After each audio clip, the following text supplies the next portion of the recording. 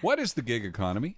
So the gig economy, the way that I understand it, is basically where you unhook yourself from the 9 to 5 building someone else's dream officially. So you take yourself out of like working for a company, getting a salary every 2 weeks, that sort of thing, and you freelance. So you have either a side hustle, which is unrelated to your main expertise, where, you might be selling your needlepoint or your soap on the side, or it might be that you take your graphic design ability or your branding ability and then turn that into a job.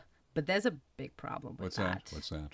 So the way I look at it is it's the obvious first step for somebody who's been used to the salaried life to take. It's like, how do I take the job that I like to do, the skill that I like to use every day, and make money at it, like outside of this context, right? So the first thing that people will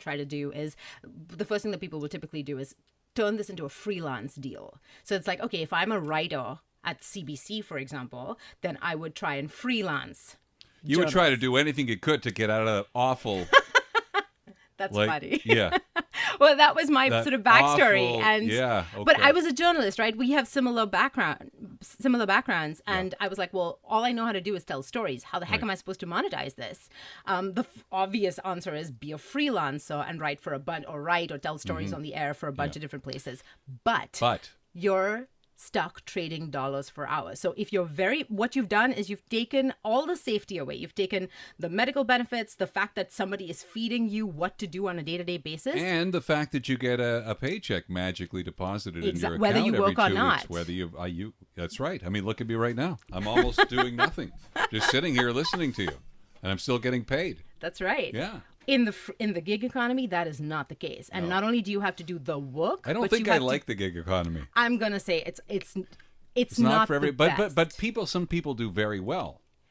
People will do well typically if they have relatively modest dreams, and if they have this idea that, okay, you know what, I'm gonna go out there. I don't have any massive pressure. Like, I'm not the family breadwinner. I just want to do what I love, and it really doesn't matter if the money comes or not. Right. If you can go in with that attitude, do it. It's awesome. It's a great first step. However, for a lot of us who have a lot of expertise, you have, your 10, 20 years of credentials, expertise, skill set, etc. There's a better way. And that's what we discovered. And this is how I was able to go from being a gig economy freelancer to building a 7-figure business right now that creates jobs for other people. And the way that we did that was I looked at, okay, well, what is it that I know how to do? What is the expertise that I bring that would be valuable? I've taken 27 years to build this expertise. If I can condense it into a program that I can put online, then anyone anywhere in the world can access my expertise, and I can, in a matter of hours or weeks, break down everything that I've learned and transmit this knowledge to collapse time for them. That could be worth a lot of money to a certain number of people. Okay, how do you do that online? I mean, you've lost me a little bit. So explain to me what you're talking about. So let's say that you're really awesome at doing interviews. Okay. Andrew, okay. I'm really awesome at doing interviews. It's now on the air, it must be true, right? So you're awesome at doing interviews. You want to teach. So there will be a subset of people out there who would benefit massively from learning how to interview people well. Now, what you would do is learning how to be interviewed.